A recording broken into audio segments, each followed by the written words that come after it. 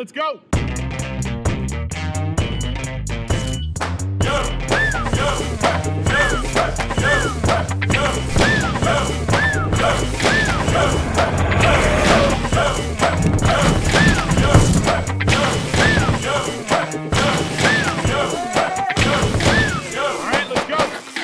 All right. I've got Keith Peterson in here.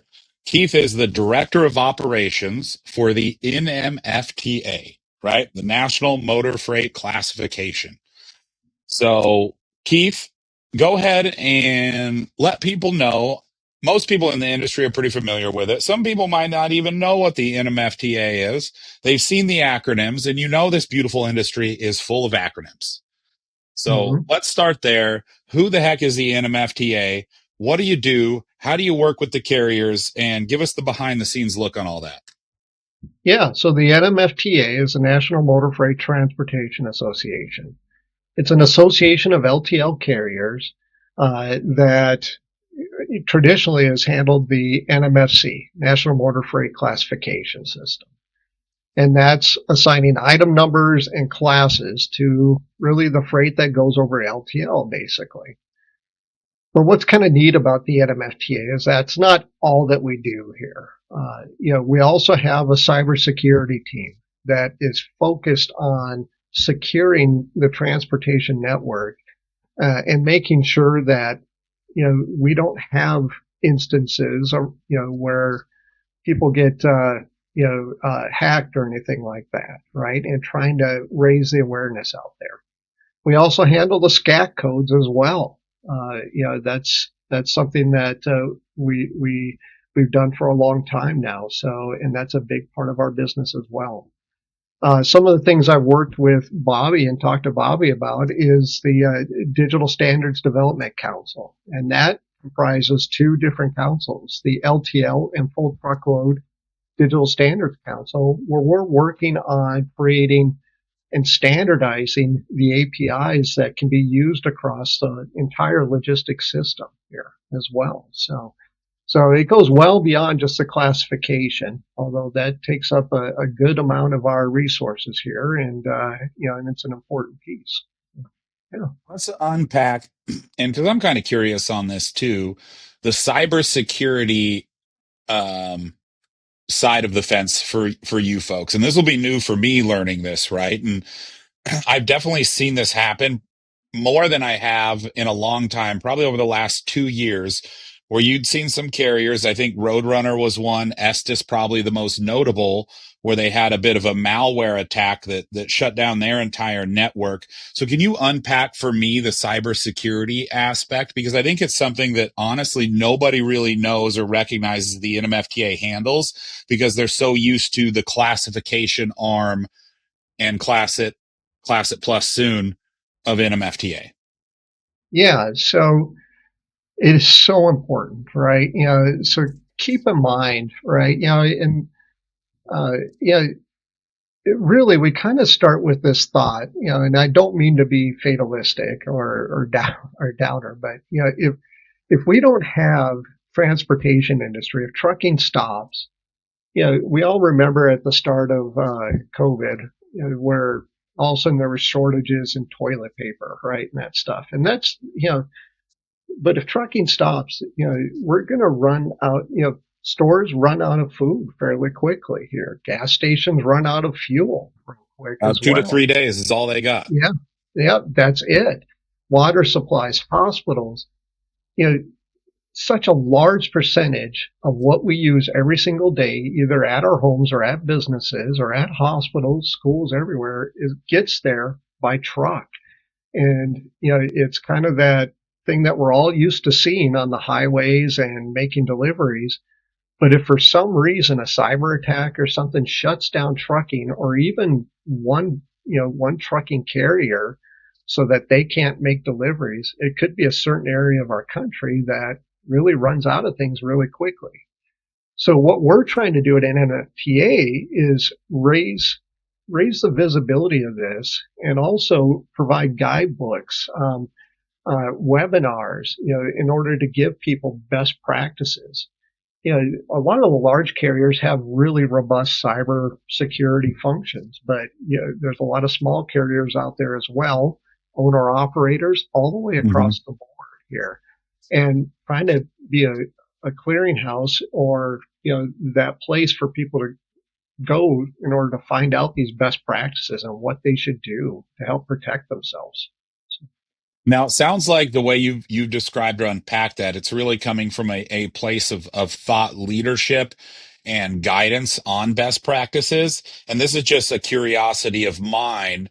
On the cybersecurity side, is there any like product or offering you have for carriers in that realm? So if you go to nmfta.org, there's a whole section on cybersecurity that includes guidebooks and webinars. And one of our big things is actually our yearly cybersecurity conference. Last year it was in Cleveland, and I think it's going to be the next one's going to be in Austin.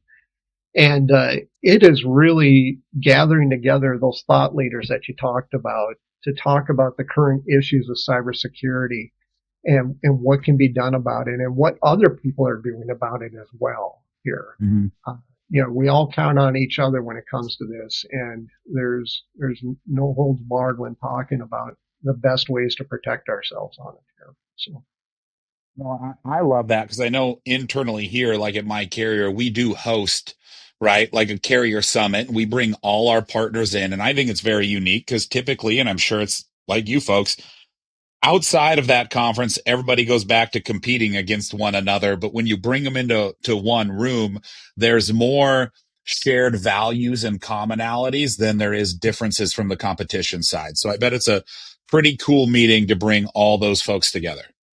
yeah, it really is. It was really successful last year, and it's already looking like a great lineup for this coming conference in 2025 as well. So Well, if it's in Austin, I'll go just because I like Austin. It's a fun little yeah, city.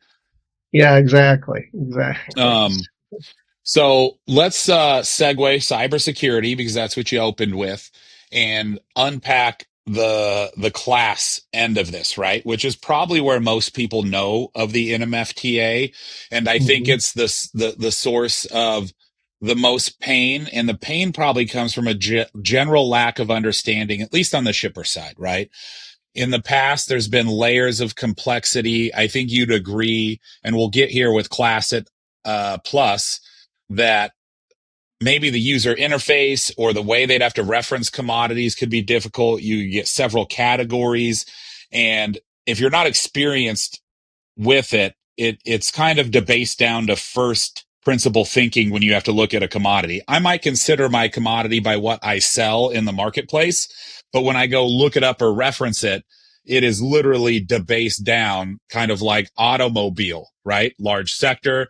There could be interior, exterior, body parts, panels, automotive parts, transmissions, complete motors. And all of a sudden, there is a whole host of item numbers, classification categories. So, kind of talk to me about these upcoming changes, how you're going about simplifying this for both the carrier and the shipper.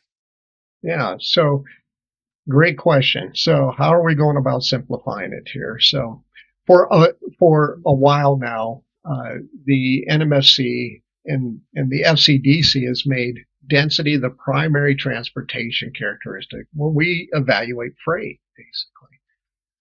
And what that means is, we're looking to see what that freight actually looks like in their dimensions as well as weight here.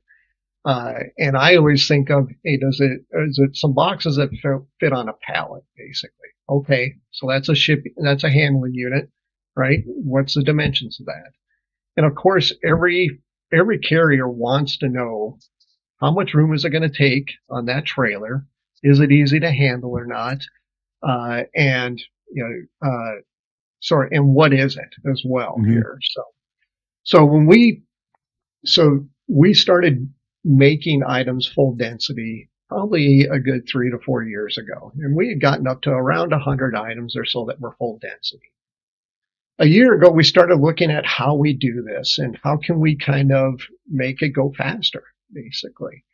And we really kind of made an overall decision to take the book as it's written today, do an analysis of it, and to start moving a lot more items to full scale density. And we had to do a couple things in order to make that happen here.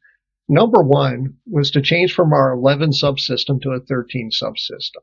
And what that means to people is really we added on classes 50 and 55. So you think of really dense, really heavy freight here, that fits on a pallet. Whereas before with the 11 subsystem, we couldn't put that into full density because it really didn't fit in there. So we'd have to do like a single class item or something like that. Just really kind of adding on layers to the complexity of it here. So we wanted to open that up first in order to allow for that. And then we really looked at items that have no handling, stowability, or liability issues, and can fit into full density. And what that really allows is for freight to change over time. So those commodities can change over time and it may adjust a Hmm. little bit, may be packed differently, right? Prepared for shipment differently, but still you get the dimensions and the weight, and that's how you class your freight here. Yeah. And Well, probably the last I thing, sorry, go ahead. Sorry. Oh, I was going to say, I come from a freight family, and it's funny because when I talked to my dad about when he first started in LTL, everything was moving loose boxes everywhere. Yeah. You might have had one forklift on the entire dock. There was pallet jacks around, but a majority of the freight wasn't palletized. And you're right. As the industry's evolved, how people package things has evolved. The NMFTA has to parallel that evolution of the industry, not only with the carriers, but the shippers. Mm-hmm. You're exactly right. We have to be able to stay nimble and allow for changes over time here. A large percentage of the freight anymore is moved on pallets, and it's all Mhm. wrapped up here. And I'm sure many carriers out there could say, hey, it could be packaged better, right? We've all been across docks where we see some of that, but for the most part, it's on pallets and it's being moved across the dock very easily by forklifts there. So I do want to say we did want to take simplifying it to the next level as well. So we really went after the generic headings. And instead of having one generic heading with just a lot of different sub items there, uh, we tried to, as much as possible, condense those down here. So if we had a generic heading with a lot of different items with no handling, stowability, and liability issues, we put all those up into one item number, maintained all the descriptive terms into a viz listing, including any kind of packaging requirements, and then made that one item a full scale density item. So I tend to go like to a palette of healthcare goods, right? So it Mhm. could be some gloves, some syringes, all boxed, on a pallet and that stuff. Just making it much easier rather than to have to look through and find that exact right item number and then assign a class that way. So yeah, Oh, I love that and think it's sorely needed because I spend so much of my time not just with carriers but with shippers, and I think in the previous environment, right, there was a lot of complexity, and I could think of one right out of the gate that's a pretty loaded term: sporting goods, right? yeah, yeah. I could nest a lot of items under sporting goods. This could be wrestling mats, rackets, baseballs, bats, balls, gloves, you name it, right? And Mm-hmm. then I love the fact that it's just saying, hey, this whole group of items is density based on the length, width, height, and the weight will render density, pounds per cubic feet, and you will fall within this PCF range and be this class. So I do love that. Now let's take a history lesson for the folks, right? And correct me if I'm wrong, you are the NMFTA class guru here, but the classification system was actually adopted from the rail system, right? Because the railroad had to classify items, they were hauling everything, and that was adopted by the LTL industry. And this is where you can correct me if I'm wrong, because I'm a bit of a young whippersnapper here, kind of. Um, did that happen post deregulation in the 80s? Is that when that really happened? No, that happened a Okay. long time ago, It was like even the pre. 30s, right? The Yeah, classification. Yes. yes, yeah. So that happened a long time before that, and to call me a classification guru would be a stretch by any means, Bobby. Right? I do come from a transportation background, but I did not work on a cross dock or anything like that Hmm. here. So, but just love the industry and really saw a need in order to kind of try to kick this along here and get it going here so that we could update it and get it to a point where we can continue to work with it here. So, Yeah. Now, out of your estimation, I'm not going to hold you to some exact number here. And you've made comment that more and more items you have moved to this full density scale, which up until July 19th, when this changes, was a sub 11 scale. What do you think the percentage of total items after the provision of the 99 goes in that will be density based? Do you think it's like 80% of all items in LTL is density based? Where do you think that falls? well, there's two ways to look at that question, right? Hmm. And in all honesty, with this docket 2025-1, we weren't able to get to everything. We just ran out of time, but we had to get the Hmm. docket out, right? The classification team actually doing this work has done an amazing job in the past 10 months. We usually have about 10 to 15 proposals on these dockets. We have 99 on this one. They definitely deserve a couple days off here. But at least with 2025-1, keep in mind there's currently about 7,000 some odd item numbers in the book itself. We're affecting just over 2,000 items um, in this docket here. So it is a very substantial change here. Now, in the end, I probably don't have a good number for you in the end once we're done with all these Hmm. changes here, but it's going to be a good part of the book that the items will be full density. So Okay. yeah. Now, here's just a curiosity thing for me, right? Is kind of take me through how the sausage is made here at the NMFTA. When you said, hey, we only had so much time to look at so much items, and this is the largest one we've ever done. Usually we do 15. Now we have 99, like you said, provisions on this 25-1 docket. What do you do from like that research and kind of scientific method of going, okay, here's some commodities. This is how we narrow it in on them. What is the like steps and processes you take for an evaluation end of this? Yeah. So I'm going to talk specifically about this docket first here, Okay. right? Because there's actually a couple different ways, and we kind of changed around the way we do it for this docket itself here. Um, you know, basically the entire process of making these changes hasn't changed much in a long time as well. So knowing that we wanted to make density the primary factor, we had to do an analysis of the book and figure out, okay, which items have no handling, stowability, and liability issues, and really makes sense to go over to full density, right? The tough part was that there was no like spreadsheet to kind of go, okay, show me all the items. There's no report that Mhm. have no handling, stowability, or liability issues. It was really either looking through Classit or looking through the book at the individual items and marking them down, really. So the first thing we had to do was actually create a spreadsheet in order to do this analysis. And that was going through by hand and creating that spreadsheet here and having, there was a lot of columns on the spreadsheet. Just trust me on Mhm. that one here. So, and then we were able to really kind of look overall and target items, and generic headings that, hey, these are ones we should make full density here. Uh, we had to make kind of a decision at the start of this, right? Are we going to do full research projects, meaning gather information about specific items? Reach out to people, try to get dimensions, weights, pictures of these items. That takes time. It really Mhm. does. It takes a lot of time to gather that information and go through and analyze it. Well, I would think Or, it's hard because I work with a lot of the carriers, and some do an amazing job at dimensionalizing, scorecarding the shippers, and others may not. So it's like, who's going to be my best source of truth if I have to kind of sanity check to your point, I've categorized, I've bucketed, this is what I feel, but now I have to go validate. Yeah.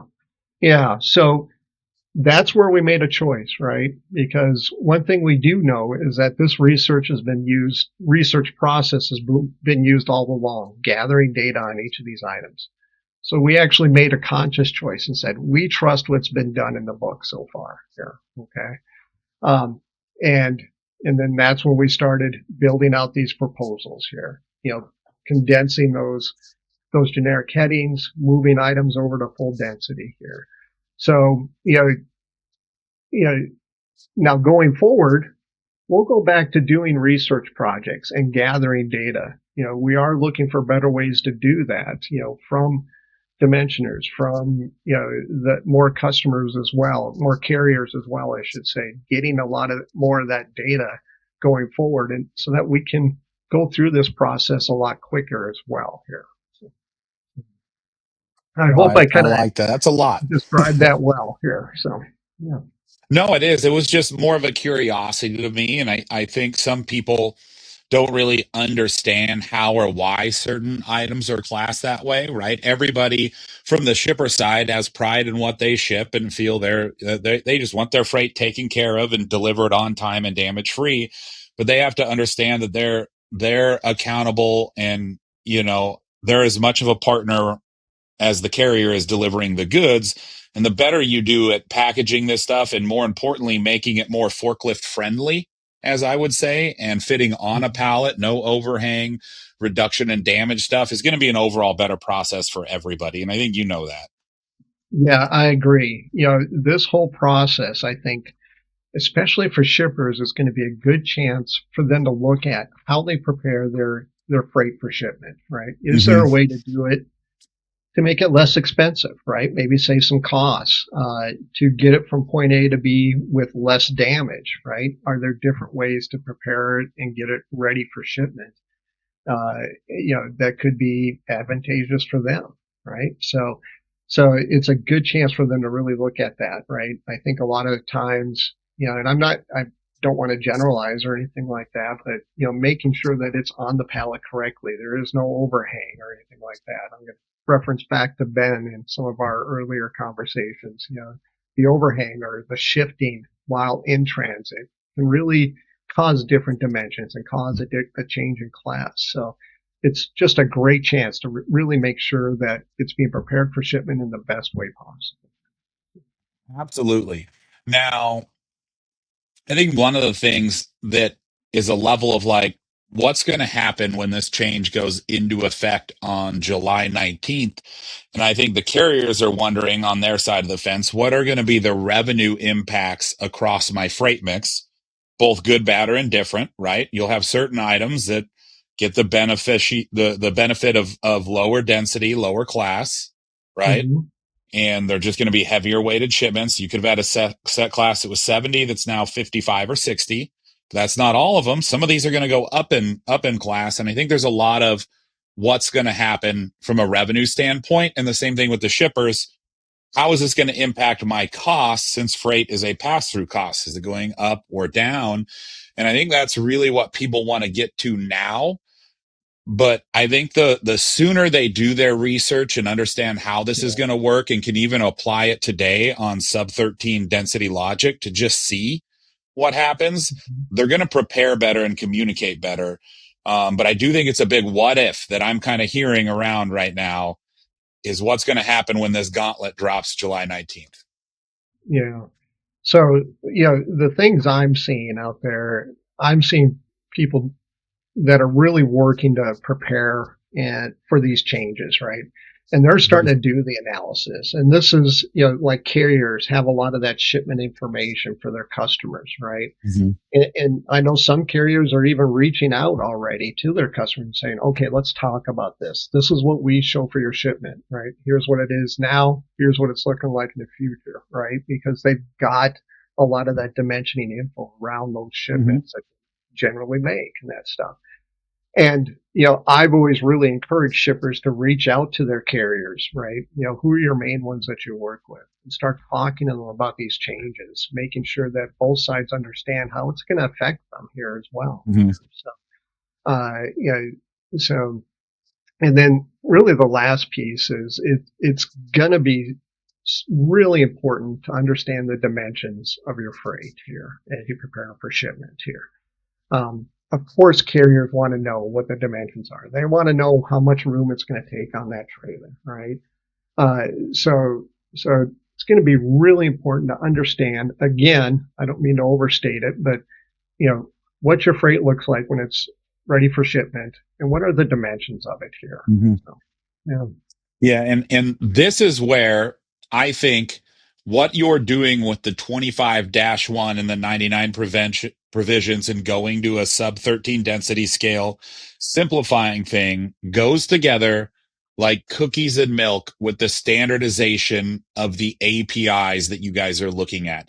And the first one I could really think about that would benefit this process is the standardization of an e-bill of lading so that Mhm. you consume not only complete origin, destination, accessorial requirements, but also you you get the DIMs from the shipper, you consume those at time of dispatch so that when you dimensionalize this, you can validate that what you received electronically matches. So kind of talk to me about this next leg of the journey that I think the industry's needed for a while, but as we know, it takes a lot of time to get consensus agreement and get this done.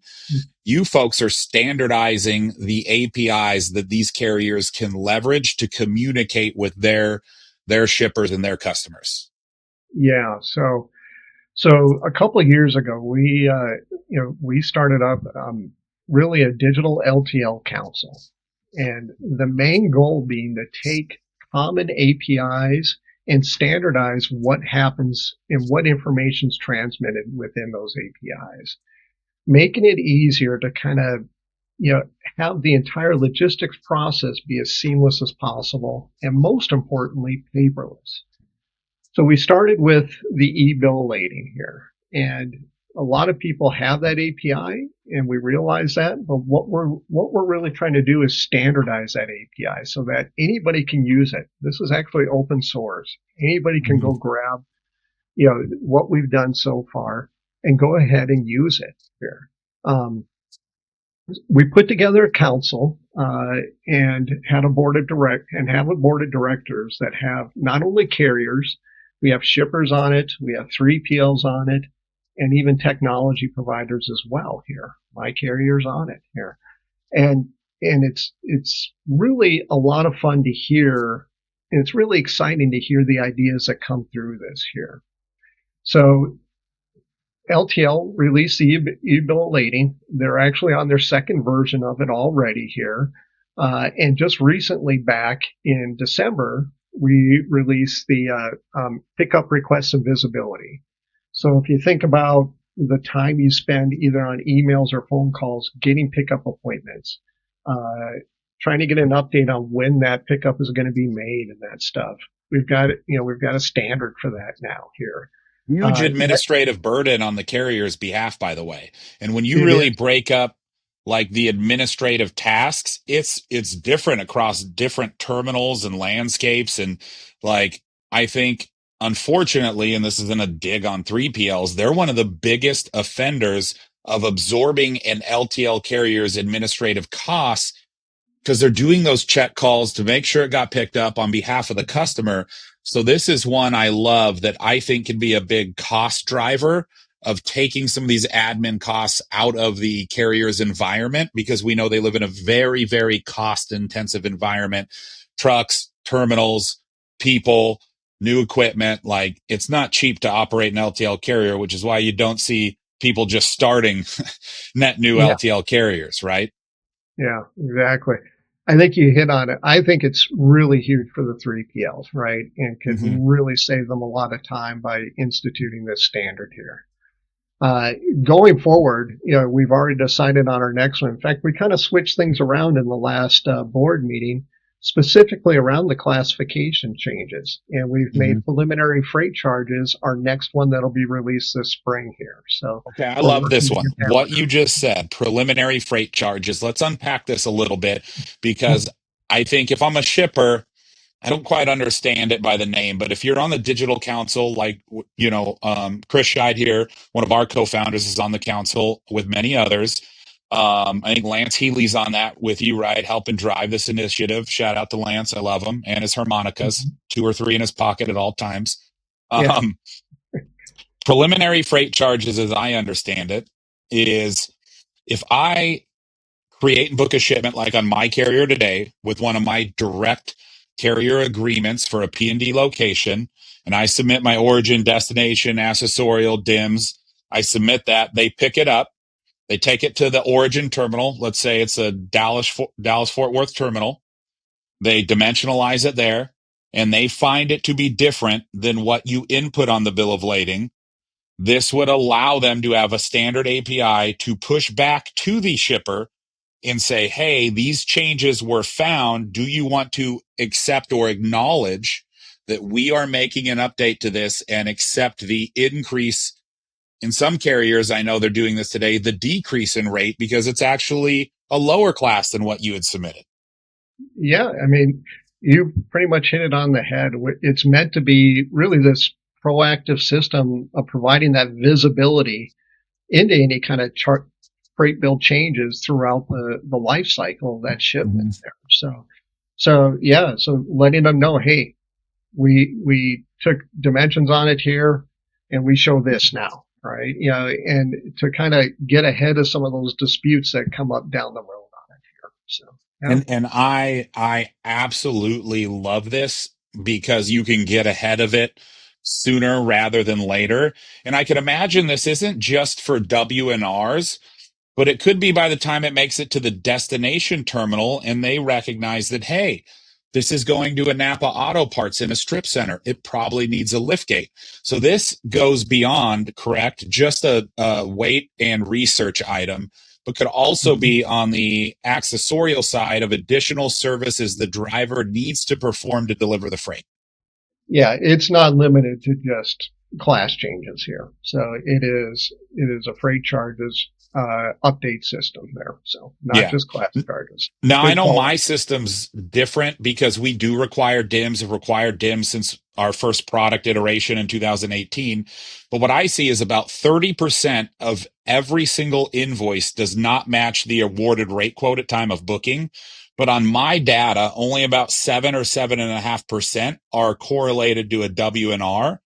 The others are correlated to some type of address like accessorial validation that they just weren't aware of at time of booking execution, or they were and just wanted to put the onus of billing it correctly on the carrier. I've seen all kinds of different behaviors.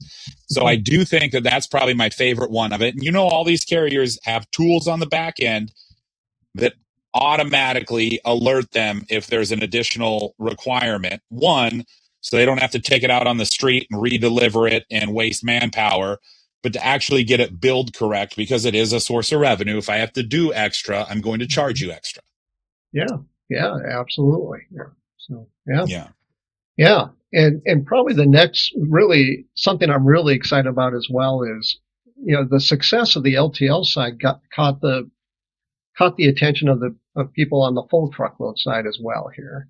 So this past fall, we started up a full truckload council again, having carriers, shippers, technology providers, 3PL, even a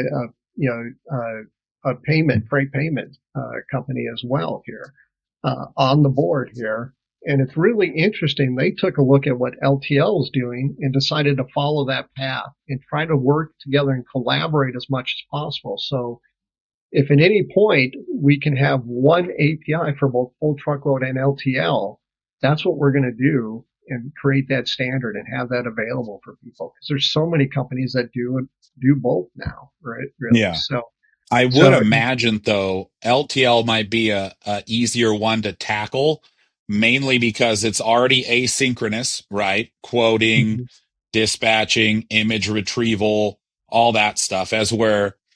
And then when you look at LTL, even though there could be 80 common LTL carrier, a vast majority of the total volume and bill count move from a transactional standpoint lives with about the top 15 carriers, right? yeah, They're hauling mhm, like 97% of all the freight. But then you go to truckload. and Yeah. truckload is way more fragmented. And you could take like a Knight Swift, who's probably your largest fleet by capacity and drivers and everything, and they could only be 3 to 6% of the total truckload market, right? And it's where you look at LTL, you could have a FedEx that's 10 or 15%, right, as an individual carrier. Yeah. So that's got to be a lot harder and a different beast to tackle. It definitely is going to be, even just the conversations around bill of lading, right? You know, because it's not exactly the same thing in truckload that it is in LTL. Mm-hmm.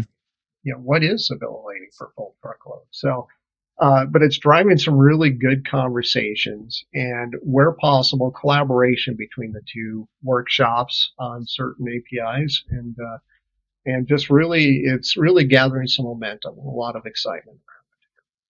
Yeah. And like I always look back, and when you look at truckload from a pure revenue standpoint, it looks very attractive because it's a lot larger market cap than LTL. But when you look at LTL, the complexity in number of transactions far outweighs what truckload Oh, is. yeah. So I think they're just two different animals.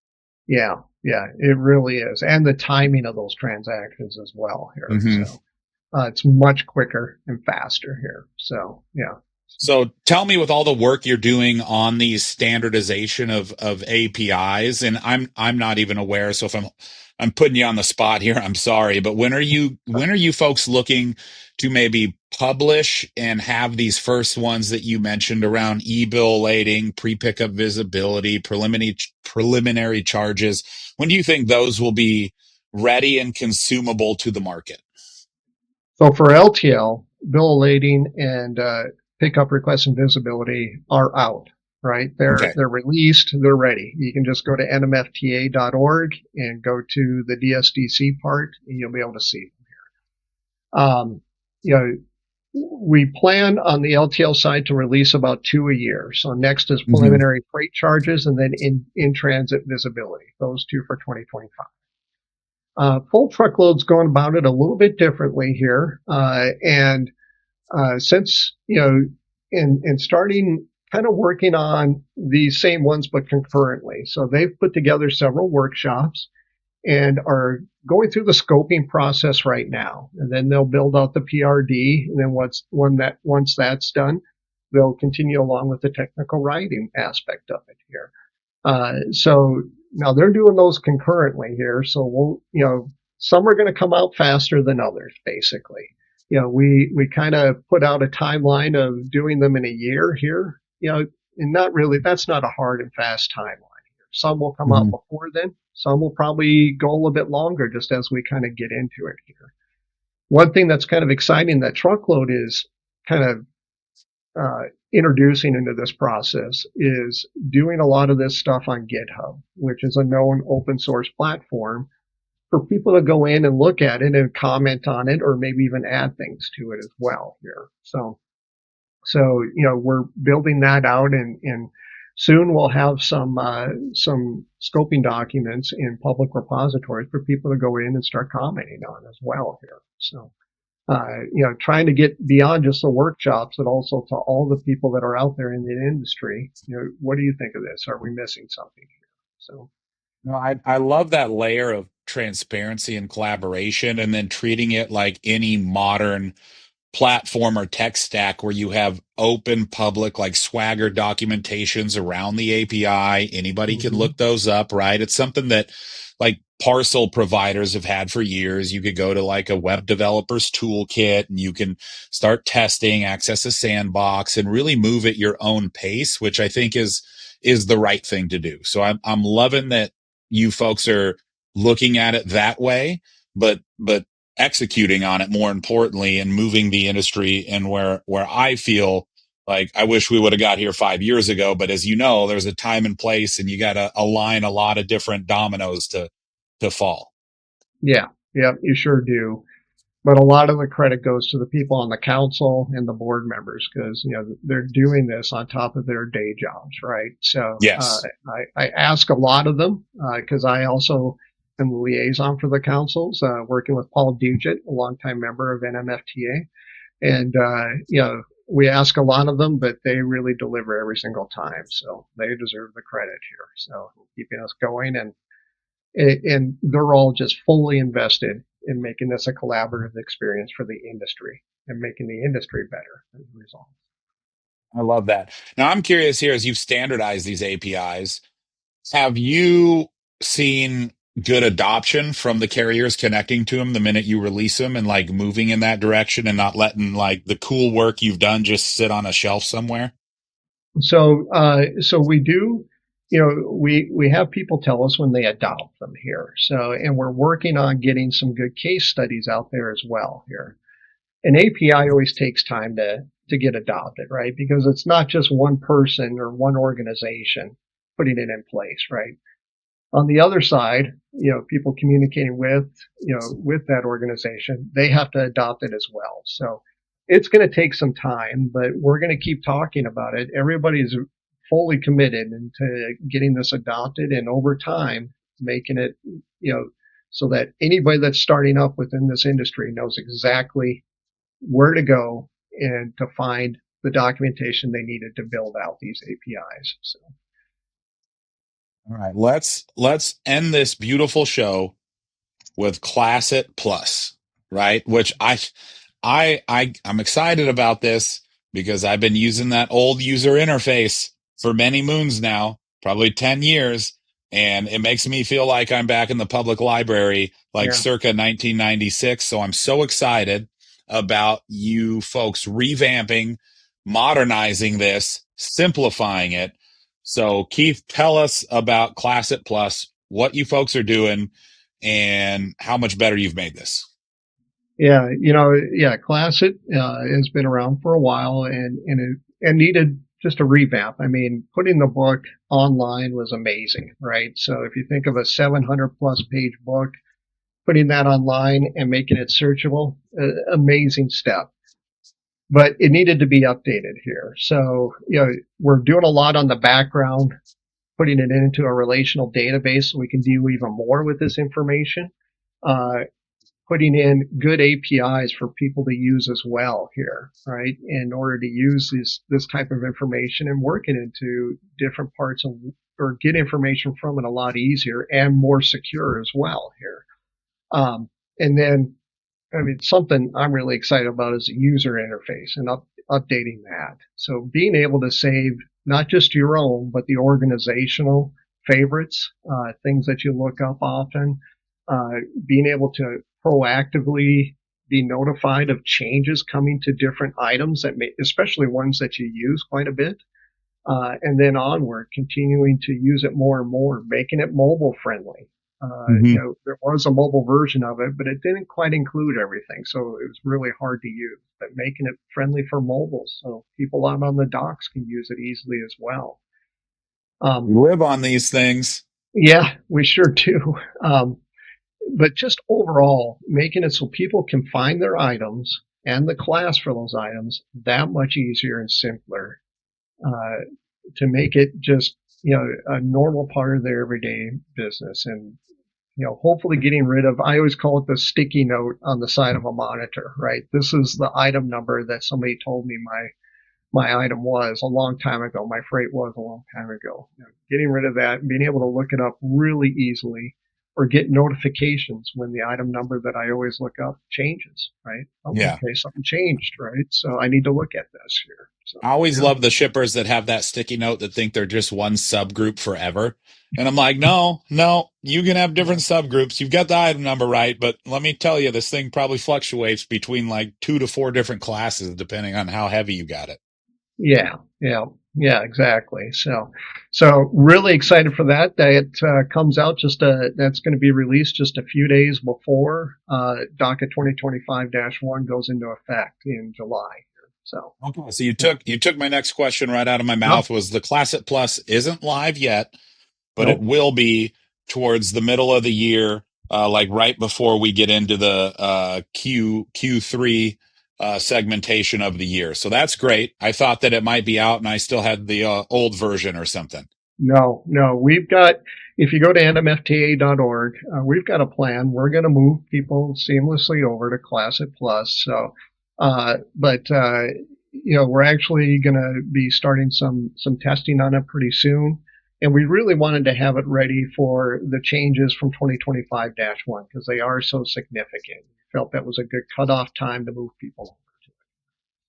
That's awesome. Well, I'm pumped to get my hands on it, to see it, see how it works, especially from the API side of the fence, to bring that into our platform for thousands of our shippers that use it and have asked for it for, some time now. So, Yeah. well, Yeah. Keith, we covered a lot. We hit on cybersecurity. We hit on class 25-1 docket changes, standardization of APIs, and Class It Plus. So I want to thank you, man, for coming on the show. You spent a lot of time with me in the last couple of days, but I think it was all time well spent, and looking forward to, continuing to work with you. And, I'd love to have you back on.